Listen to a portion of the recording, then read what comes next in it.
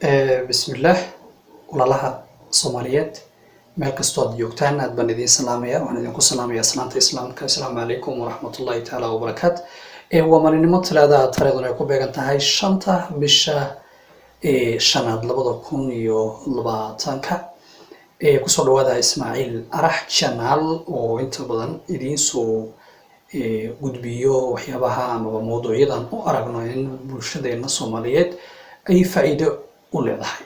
Haddaba Ismaaciil Arax channel maanta waxaad ku dhageysan doontaan ama waad ku daawan doontaan hadduu eebaha awood leh ka raali noqdo interview ama wareysiga xilliga shaqada sidaad ugu guuleysan kartid. Of course waxaan ognahay in aad interview hore badan ay lahayd ama shaqo lagaaga wacay waxaa dhici karto inaad ku guuleysatay shaqooyin fara badan, waxaa dhici karta shaqooyin fara badan inaad ku guul dareysatay, waxaa dhici karta haddadan aan wada hadlayno in ay jirto shaqo aad apply gareysay laakiinse aan weli ku soo bixin. Sideen su'aalahaas u fududeyn karnaa marka? Okay waxaan ka hadlaynaa marka 5 waxaa jirto su'aal oo adiga common ah amaba ku badan interview walbo oo dadku ay galaan oo aniga kulli qudhayda aan arkay in fara badan. 5taas isku daynaa maanta inaan xabad fiirino. 5tina waxaan ka jawaabaynaa su'aal walba jawaabteeda ku habboon. Of course markaan ka jawaabayna su'aasha jawaabteeda waxay tahay qof walbo adiga muhiimadda waxay tahay inaad qaadato conceptigii meesha yaalay then adiga experience-gaaga rasmiga ah ashidid. Watay aan ku bilowna marka. Su'aasha ugu horeysa waa 5 top questions in interview oo qof walba laga rabo inuu well prepared yahay. Tell me about yourself. I guess inaad maqashay haddii aad hadda shaqaysid sababtoo ah dadka shaqeeyo dhan most of them interview soo galeen inaad hadda sugaysid shaqo aad interview ku soo gashay in ilaahay kuma daraadee aad aragtay. Marka su'aashan waa su'aal unique ah waqti badan u baahan in kamaniga wuxuu rabaa inuu ogaado inuu adiga wax ka ogaado rabaa kamaniga laguma yaqaano interview lagu wacay. So they tell you tell us about yourself. Su'aashan waxaa ka hadlaysaa 3 wax baa muhiim ah, 2 kalena waa ku darsan kartaa laakiin the most important thing waa 3 wax. First of all waxaa ka hadlaysaa weliba adoo waqtigaada soo koobayo experience-gaada. waxaa kaloo ka hadlaysaa education-ka amaba aqoontaada heerka aqooneed ee aad leedahay meeshay gaarsiisan tahay. waxaa kaloo ka hadlaysaa personal interest-gaada waxyaaba adiga interest garaysid. Last but not the least fankaada waxyaabaha oo adiga something maybe interest-giisa hoos galaysaa oo aad jeceshahay oo kale. aqoontaada ka hadlaysaa heer jaamacadeed maad gaartay, waxaad ka baratay jaamacadda, collegeada iyo waxyaabaha soo qaadatay qualification-kaada, experience-gaada wixii la xiriiro pointiga ma la jiray shaqada lagu wacay meeshii aad ku soo barbaartay. personal interest-gaada oo kale. personal interest-ga muhiim maahan oo requirements-ka kamid maahan laakiin wuxuu value amaba interest ku darayaa in interviewer-ka amaba qofka interview-ga qaadayo uu interest garayo interview ku sii socdo oo friendship ama wax friendly ah ay abuurto. saasaad sameynaysaa adoo ku base garanayo si effortan kuu sheegay. su'aasha labaad waxay tahay marka why should we hire you over others? annagu maxaan kuu shaqaalaysiinaynaa annagu arkayna dad fara badan. Remember interview walbo waxaa jiro dad badan oo loolan kugula jiro amaba la dhaho competitors or rivals. dad competition kugula jiraa jiro. dadkaas marka kamaniga u arkaa adi marka muxuu kugu arkaa oo qiimo ah uu kamaniga uu kugu shaqaalaysiinayaa. waxaa ka hadlaysaa meeshaan marka adoo waqtigaada dhuminin kow horta waa inaad qof tahay prepared. su'aashan kama jawaabi kartid adigoo aan hore u preparation samayn ama aan hore isku diyaarin. waxaa lagaaga baahan yahay kalsooni. su'aashan inaad kalsooni qabtid aad ku kalsoon tahay oo aadan noqonin hooskiisa ka cararo. waxaad kaloo u baahan tahay inaad ahaatid qof concise wixii soo koobay story badan ha gelin. pointiga si fiican u abar.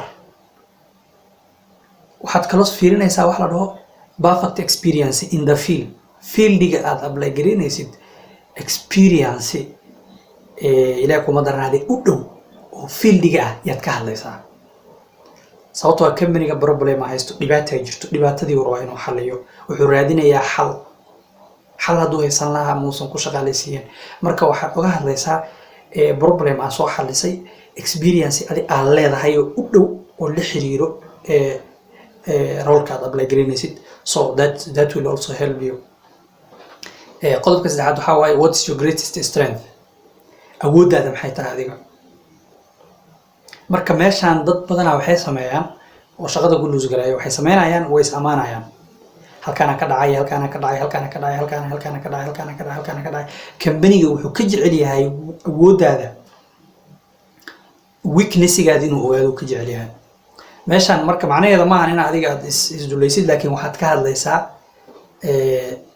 qualificationkaada waxaad ka hadlaysaa wax unique ku ah waxaad sheegaysaa inaad tahay qof diyaar waa wax inuu barto curiosity waxaad ka hadlaysaa inaad tahay qof baaritaanka dad ku fiicanta wax la dhaho RD research and development qof mar walba wax inuu baaro jecel qof inuu mar walba wax xoriyo jecel qof mar walba problemka jiro inuu xalliyo jecel qof active ah sababtoo company-ga wuxuu raadinayaa ama shirkadda qof problem hadduu beri imaado xallin karo marka waxay rabaan inay kaa arkaan quality ah inuu yahay qofkan qof wax xallin kara beri company-ga wax u samayn karo fourth what is your greatest weakness marka su-aashan waxay kaaga baahan tahay daacadnimo naftaada waa daacad inaad ka tahay waa inaad ka been sheegin runta aad sheegtid company-ga wuxuu yidhi hadda nin oo maxaa la jiray gabar u shaqeyso BBC qoladan Englishka oo mar interview ay laftood laga qaatay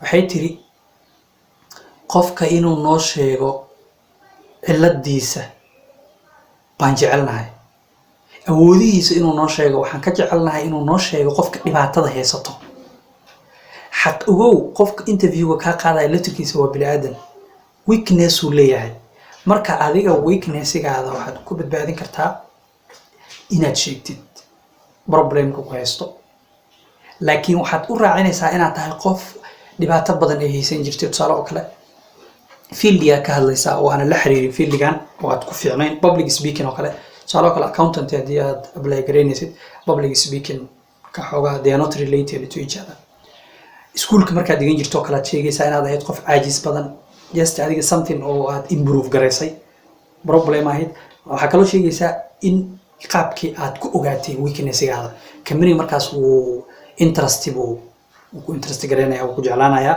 wuxuu isleeyahay ogaanaya qofka inuu yahay qof bini aadan ah naftiisana ka warqabo doonaya markasta inuu wax improve gareeyo ama wax barto su-aasha ugu dambeysa waxaa waaye su-aasha shanaad what are your salary expectations su-aashan dadka 99% qofka hatuusan soo diyaarsanayn wuu ku feelgaroobaa su-aasheeda way fududahay laakiin jawaabteeda waa very tricky waxaa waayo adiga salariga aad rabtid maxay tahay lagu dhahay salariga aad naga rabtid what are your salary expectations dadka qaar marka su-aashan way ku tirigaroobaan dad baa lacag caadi ah sheegto intaasaan annaga aan ku shaqayn jirnay intaasaan u baahanay dhahan qaar waa ka wareegtaan su-aashan inaad ka wareegtid lacag inaad su-aasha wuxuu ku weydiinayaa inuu ogaado inuu adiga xubniin karo qiimahaada iyo inuusan ku goyn karin sababtoo baahiyaa jirto inuu ku weydiiyo lacagta adiga aad ku shaqaynaysid su-aashaan marka afar waxaad taakal garaynaysaa si kalsooni leh am sure inaad ku guulaysanayso interviewgan su-aashaan waxaad ka hadlaysaa horta ha is overprice garaynin underprice-na isku sameyn oo hoos isku ridin su-aashaan waxaad ka jawaabi kartaa company-ga markaad ogaatid policy-giisa waxaad ka jawaabi kartaa booska amaba aad apply garaynaysid dadka ka shaqeeya booskaas lacagtooda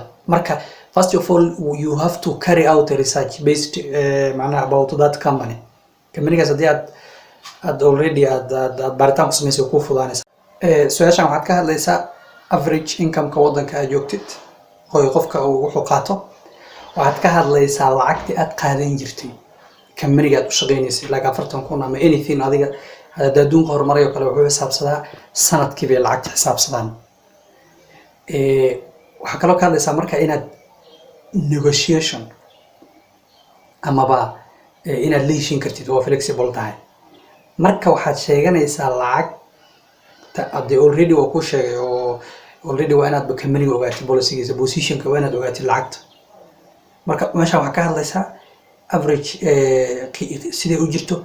waxaa kaloo ka hadlaysaa cost of living wadanka aad ku nooshahay noloshiisa intay sida ay tahay lacagtaad qaadan jirtay iyo expectationkaada hadda company aad ka expect gareynaysid.